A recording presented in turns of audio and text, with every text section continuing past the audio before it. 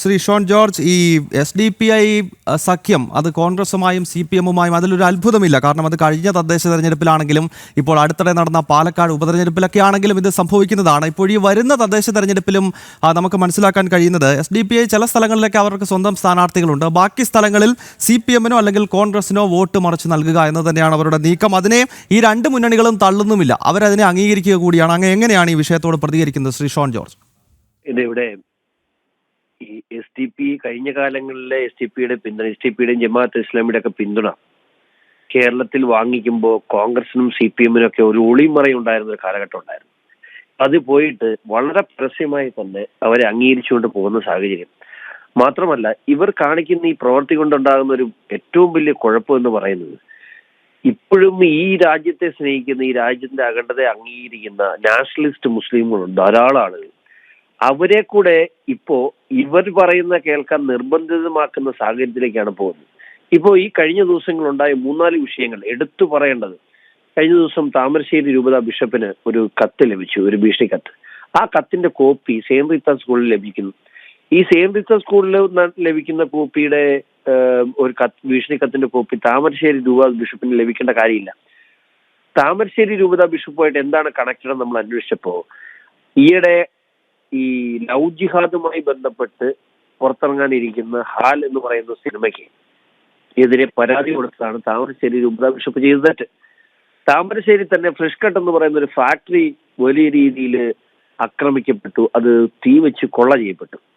ആ കൊള്ള ചെയ്യപ്പെട്ട അല്ലെങ്കിൽ ആക്രമിക്കപ്പെട്ട ഫാക്ടറി ഒരു ജനകീയ സമരമായിരുന്നു, സ്ത്രീകളും കുട്ടികളും അടക്കമുള്ള ആളുകളാണ്. പക്ഷെ ആ ജനകീയ സമരത്തിന്റെ പേരിൽ അവിടെ SDP ഇവരെ ഫ്രണ്ടിൽ നിർത്തി SDP-യുടെ അഴിഞ്ഞാടി.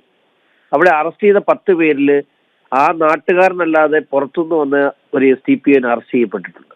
അപ്പോ ഇതൊക്കെ കേരളം മുഴുവൻ വളരെ ആസൂത്രിതമായി കേരളത്തെ ഒരു ഇസ്ലാമിക് സ്റ്റേറ്റ് മൂവ്മെന്റിലേക്ക് കൊണ്ടുവരാൻ വേണ്ടിയുള്ള അജണ്ടയിൽ SDP മുമ്പോട്ട് പോകുമ്പോൾ ഇവർ 4 വോട്ടിന് വേണ്ടി ഇവർ നടത്തുന്ന ശ്രമം ശരിക്കും രാജ്യദ്രോഹ പ്രവർത്തനമാണ്. ഇവിടെ കോൺഗ്രസും CPM 10 വോട്ട് ആരുടെയും മേടിച്ചോണ്ട് നമുക്ക് പ്രശ്നമില്ല.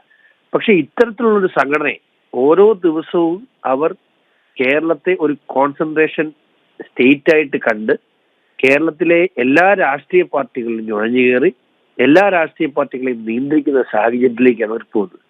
ഈ തദ്ദേശ സ്വയംഭരണ തെരഞ്ഞെടുപ്പിൽ എന്ത് വിധേന വോട്ട് കിട്ടുക എന്നുള്ള ഒറ്റ ലക്ഷ്യം കൊണ്ട് കോൺഗ്രസും CPM ഇത് ഇവിടെ തുടങ്ങിയതല്ല. കഴിഞ്ഞ ലോക്സഭാ തെരഞ്ഞെടുപ്പിന്റെ സമയത്ത് രാഹുൽ ഗാന്ധി ഇന്ത്യ ഒട്ടാകെ ഇത്തരം സംഘടനകളെ കൂടെ നിർത്താൻ ശ്രമിച്ചു. ഇതിൽ നല്ലൊരു ശതമാനം സംഘടനകളും ഈ ഇന്ത്യയുടെ അഖണ്ഡതയോ ഇന്ത്യയുടെ പരമാധികാരത്തെ അംഗീകരിക്കുന്നവരല്ല. അപ്പം അധികാരത്തിലെത്തുക എന്നുള്ള ഒറ്റ ലക്ഷ്യം കൊണ്ട് ഇത്തരത്തിൽ ആളുകളെ പ്രോത്സാഹിപ്പിക്കുന്ന ഇവർ നടത്തുന്നത് രാജ്യദ്രോഹമാണെന്ന് മാത്രമേ പറയാനുള്ളൂ. ശ്രീ ഷോൺ ജോർജ്, അങ്ങ് ഈ ഫ്രഷ് കട്ട് ബന്ധപ്പെട്ട വിഷയം പരാമർശിച്ചതുകൊണ്ട് ചോദിക്കുകയാണ്. ഈ ഫ്രഷ് കട്ടുമായി ബന്ധപ്പെട്ട് വളരെ ശ്രദ്ധിക്കേണ്ട ഒരു കാര്യം, ഈ CPM കോഴിക്കോട് ജില്ലാ കമ്മിറ്റി തന്നെ ആരോപിക്കുന്നത് SDPI ആണ് അവിടെ പ്രശ്നമുണ്ടാക്കിയതെന്നാണ്.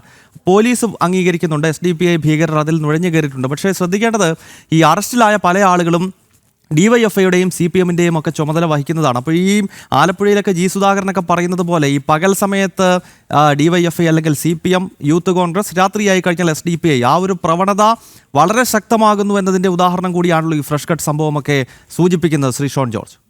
അല്ല, ഞാനൊരു കാര്യം ചോദിക്കട്ടെ, അതിന്റെ പുറകിൽ SDP അല്ല എങ്കിൽ കേരളം ആ വിഷയം ചർച്ച ചെയ്യുന്നത് എങ്ങനെയായിരിക്കും?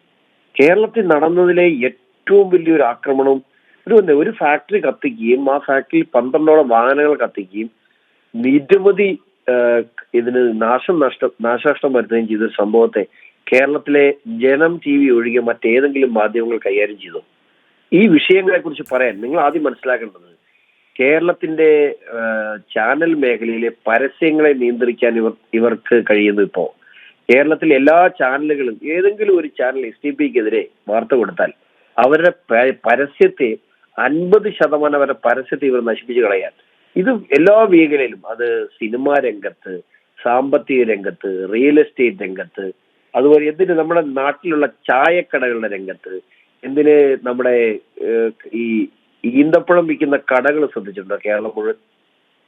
അവിടെ പോലും ഇതിന്റെ പ്രകടമായ ഉദാഹരണങ്ങളും ലക്ഷ്യങ്ങളും ഉണ്ട്. ഇന്നലെ നടന്ന് ഞാൻ പറഞ്ഞില്ലേ, ഒരു കത്ത് ലഭിച്ച കാര്യം. ഈ കത്ത് ലഭിച്ച കാര്യം എന്ന് പറയുന്നതിനെ വളരെ നിസ്സാരമായിട്ടാണ് കാണുന്നത്. കഴിഞ്ഞ ദിവസം ഈ പോലീസ് ഏതെങ്കിലും ഒരിടത്ത് FIR വ്യക്തികളെ അറസ്റ്റ് ചെയ്യുന്നുണ്ട്, പക്ഷെ FIRൽ എവിടെയെങ്കിലും SDP എന്നൊരു സംഘടനയെ കുറിച്ച് പരാമർശിക്കാൻ പോലീസ് തയ്യാറാകുന്നില്ല. അതാണ് ഇതിനകത്തെ കള്ളത്തരം. ഇപ്പൊ കഴിഞ്ഞ ദിവസം കോതമംഗലത്തെ പെൺകുട്ടി ആത്മഹത്യ ചെയ്ത സംഭവം, അതിന്റെ ആത്മഹത്യാക്കുറിപ്പിൽ എന്നെ മതപരിവർത്തനത്തിന് പീഡിപ്പിച്ചു, പൂട്ടിയിട്ടു, ഇതെല്ലാം കുട്ടി പറഞ്ഞിട്ടുണ്ട്. പക്ഷെ അതിന്റെ ചാർജ് ഷീറ്റ് കൊടുത്തപ്പോ, അതിന്റെ ഫൈനൽ അന്വേഷണ റിപ്പോർട്ട് കൊടുത്തപ്പോ അവിടെ മതപരിവർത്തനമില്ല, മതപരിവർത്തനത്തിന് ഭീഷണിയില്ല, ആ കുട്ടിയെ പൂട്ടിയിട്ടതില്ല. ആകെപ്പാടെയുള്ളത് ആ കൊച്ചിന്റെ പ്രണയ നൈരാശ്യം പോലും ആത്മഹത്യ ചെയ്തത് ആ കേസ് ക്ലോസ് ചെയ്യും. എന്താണ് ഈ നാട്ടിൽ നടക്കുന്നത്? ഒന്നും വേണ്ട. ആ കളമശ്ശേരിയിൽ നമ്മൾ കഴിഞ്ഞ ദിവസം നോക്കണം. ആ കളമശ്ശേരിയിൽ ഒരു രാത്രിയിൽ 1 മണിയായപ്പോ കളമശ്ശേരിയിലെ ആ കന്യാസ്ത്രീ മഠത്തിന്റെ 100 മീറ്റർ മതിൽ മുഴുവൻ പൊളിച്ചു കളഞ്ഞ് അത് മുഴുവൻ എടുത്തുകൊണ്ട് പോയി. അവിടെ 2 കിലോമീറ്റർ അപ്പുറത്ത് പോലീസ് സ്റ്റേഷൻ ഉണ്ട്. അവിടെ നടന്ന ഗുണ്ടായുസം പോലീസ് അറിഞ്ഞിട്ടില്ല. ഇത് കേരളത്തിലെ ഓരോ പഞ്ചായത്തുകളിലും ഇത് ഒരു പ്രവണതയായി മാറുകയാണ്. ഇത്തരത്തിലുള്ള കടന്നുകയറ്റം അതിരൂക്ഷമാണ്. ഇതിനെ കൃത്യമായി പ്രോത്സാഹിപ്പിക്കാനോ അല്ലെ നോക്കൂത്തിയായി നിൽക്കാൻ മാത്രമേ കോൺഗ്രസിനും CPM കഴിയുന്നുള്ളൂ. ഇത് ഇന്ത്യയിൽ തന്നെ, ഇത് ഈ രാജ്യത്തിന് തന്നെ ഭീഷണിയായി പോകുന്ന ഒരു സംഭവമായി മാറിക്കൊണ്ടിരിക്കുന്നു. യെസ്, വളരെ നന്ദി ശ്രീ ഷോൺ ജോർജ്. ഈ ഘട്ടത്തിൽ പ്രതികരിച്ചതിന് വളരെ ഗൗരവമുള്ള വിഷയങ്ങളാണ് അദ്ദേഹം ചൂണ്ടിക്കാണിക്കുന്നത്. കേരളത്തിൽ നടന്നുകൊണ്ടിരിക്കുന്ന ഒരു യാഥാർത്ഥ്യമാണ്. കാരണം ഈ ജനം TV മാത്രമാണ് ഈ SDPIക്കെതിരെയുള്ള വാർത്തകൾ ഇങ്ങനെ തുടർച്ചയായി നൽകുന്നത് എന്ന കാര്യം അദ്ദേഹം ഓർമ്മപ്പെടുത്തുന്നു. കാരണം അതൊരു വസ്തുതയാണ്. മറ്റു പല ചാനലുകളും ഇത്തരം വാർത്തകൾ ബോധപൂർവം തന്നെ മുക്കുന്നു എന്ന കാര്യം കൂടി ഓർക്കണം.